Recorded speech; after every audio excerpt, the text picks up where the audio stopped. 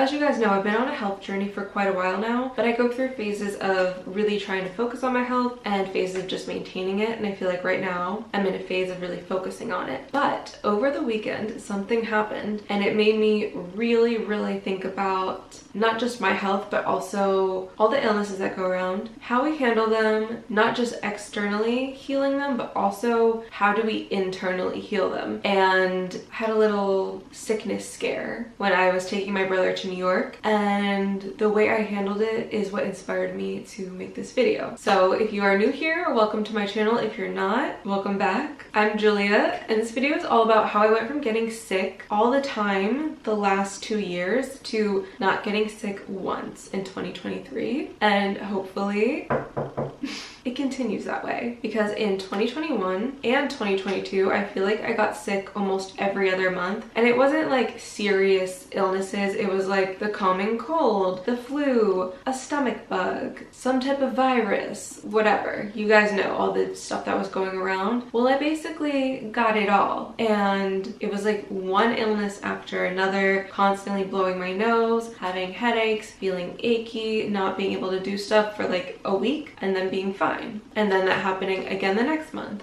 and the next month. And it would always happen after I went on a trip or went to an event or just did something social or was doing a lot of running around. Now I feel like part of that was collectively everyone was kind of getting sick because we were coming out of the pandemic and being exposed to people again and germs and all that stuff. But I also feel like there were things I was experiencing externally and internally that was contributing to me being so susceptible to getting sick, because generally I feel like I do have a very good immune system, but I feel like in those 2 years my immune system was just like not doing its thing. And this whole year, from the start of 2023 until now, I haven't had one sickness. I haven't had one cold, one cough, one flu. I've had allergies, a lot of allergies, but that's because I was around animals that I'm allergic to, and that was the only reason I had allergies. But yeah, so besides the collective reason of us not being around humans as much and then being around humans again after we were all integrating back into the world after the pandemic, I feel like my own lifestyle choices and my own ways of taking care of myself really were affecting my susceptibility to catching a cold or whatever virus that was going around, whatever flu. You guys get the point. So I feel like there were certain things that I internally and externally did to make myself less vulnerable to catching an illness, and really what I think it was getting rid of a lot of internal toxicity from my life. And obviously it's important to get rid of external toxicity that you have maybe in your house or in your products as much as you can. It's hard in this world because there's so many toxic chemicals in things that we use daily, so it's hard to completely avoid it. But if you can get rid of the internal toxicity within yourself, that is going to help a lot.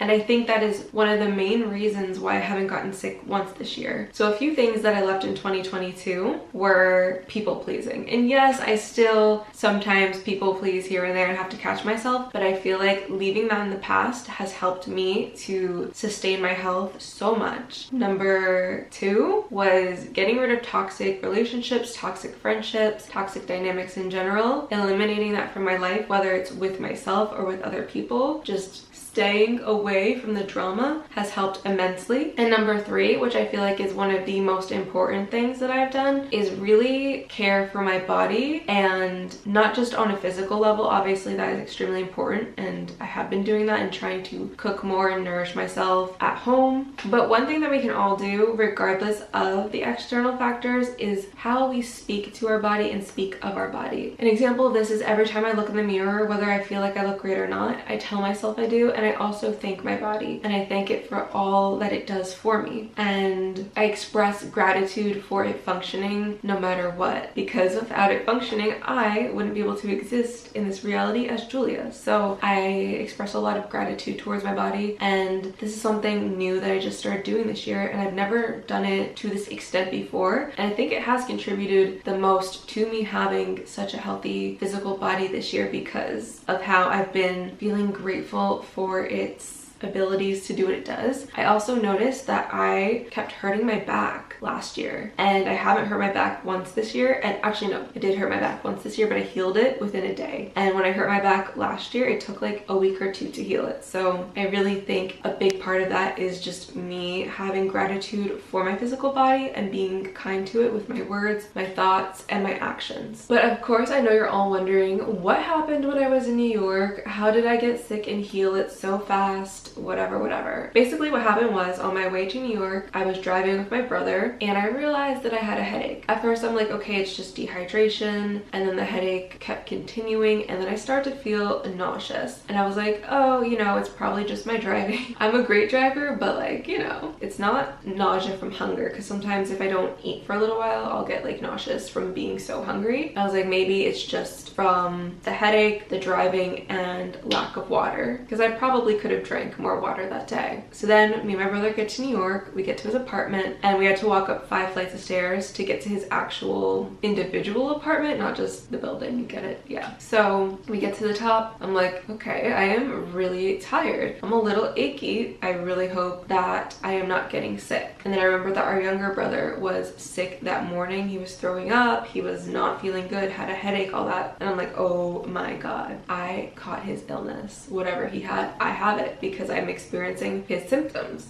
And so I go in the bathroom and I'm like, oh my God, I think I have a fever. Like, I felt my whole body get really hot. I looked in the mirror, my face was red and flushed, and I'm like, I might be sick. But I wasn't 100% sure. So I was like, okay, let me at least go get some water, get some caffeine, and see if that helps. Maybe it's just like low energy. So me and my brother, the one who's not sick and the one that lives in New York, we go and we walk to Blue Bottle. I get a coffee, I get a water. I'm not feeling any better. I'm like, you know what, I should just go home and skip the rest of the activities we were gonna do in New York, because I wanted to go shopping, I wanted to get food, I wanted to make a whole day of it, but honestly I was not feeling well enough to do so, and I wanted to get back before it got any worse, because I didn't want to be sick at my brother's apartment and that whole ordeal. So I decided to call in some food, like a 5-minute walk from my car. I pick it up, it's a pizza, I try to eat it, but like I'm still feeling pretty nauseous, I still have a headache, and I think I was having some fevers because my body would get really cold and then really hot, and it was like on and off.